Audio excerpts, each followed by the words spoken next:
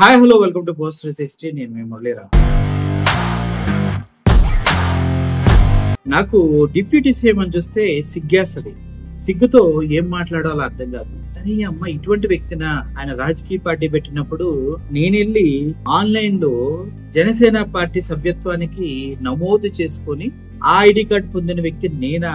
ఇంత దరిద్రుడిగా నేను అభిమాని అని ప్రతిసారి ఫీల్ అవుతా ఉన్నాను. మరి అభిమాని అన్నప్పుడు ఫీల్ అవ్వాలి కదా. ఎందుకంటే సింహాచలం టెంపుల్లో 8 మంది చనిపోయారబ్బా. పవన్ కళ్యాణ్ ఒక ట్వీట్ చేశాడా? అట్లీస్ట్ కలిశాడా? లేదు.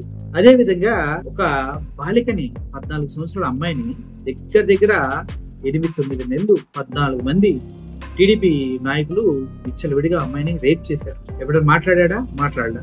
మొన్నటికి మొన్న ఒక అమ్మాయిని చెట్టు కట్టేసి కొట్టారు. మాట్లాడారా? డబ్బుల కోసం మాట్లాడారు. ఇలా ఏట్ల పైన మాట్లాడిన ఈయన మహా న్యూస్ ఛానల్ పైన దాడి జరిగిందనే స్థాయికి ఆయనకున్నటువంటి జుబ్బాని పైకి కట్టుకుని ఆయన ఛానల్లో ట్వీట్ చేయడం జరిగింది ట్విట్టర్ లో. సార్ ఒక్కసారి రాష్ట్రంలో ఏం జరుగుతుందో కూడా గమనించండి. మీరు పక్క రాష్ట్రాలకు వెళ్ళి పంచెక్కట్టి పచ్చరంగు పంచెలు ఎక్కట్టి అక్కడ మతతత్వవాదాన్ని రెచ్చగొట్టడానికి సిద్ధపడ్డ మీరు, తిరుమల తిరుపతి దేవస్థానం లడ్డు విషయంలో మీరు వెళ్ళి హిందువులు ముస్లింలు క్రిస్టియన్ల మధ్య గొడవలు పెట్టడానికి చూసిన మీరు, హిందుత్వవాది అని చెప్పుకుంటూ సమాజాన్ని సర్వనాశనం చేయడానికి సిద్ధపడ్డ మీరు, ఎన్ని అనర్థాలు జరిగినా ఆంధ్రప్రదేశ్లో ఇప్పటివరకు ఒక ట్వీట్ కూడా చేయని మీరు సంస్కారుల కడుపు కన్నం తినేవాళ్ళ, లేదంటే పొద్దున్న లేసి అశుద్ధాన్ని అమృతంలాగా స్వీకరిస్తున్నారు? నాకు అర్థం కాదు. మహా న్యూస్ ఛానల్ పైన మీరు జరిగిన దాడిని ఎంతగా మీరు కంట్రోల్ చేస్తున్నారే. అసలు మహా న్యూస్ లో నేను ఉన్నప్పుడు ఏం జరిగిందో నాకు తెలియదు.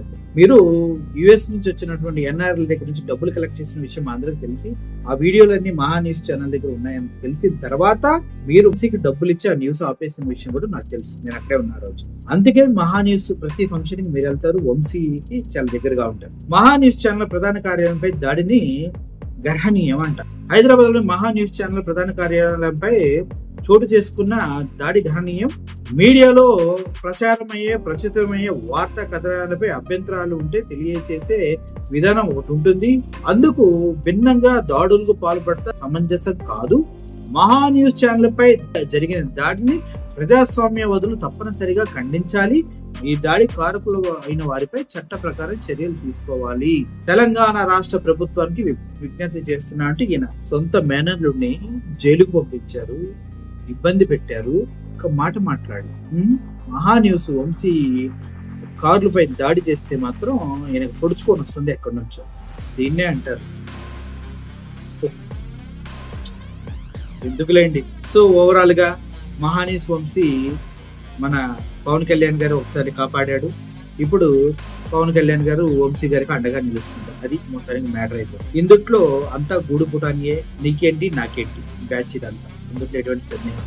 సో వంశీ గారు ఫస్ట్ వాళ్ళు వచ్చి సామరస్యంగా మాట్లాడుతుంటే మీ వాళ్ళే దాడి చేశారంటూ కూడా వార్తలు వస్తున్నాయి. ఒకవేళ ఆ న్యూస్ కనుక ఆ వీడియో కనుక బయటకు వస్తే మీ పరిస్థితి ఏంటో ఒకసారి చూసుకోండి. Thank you for watching this video. Murali signing off. Thank you so much.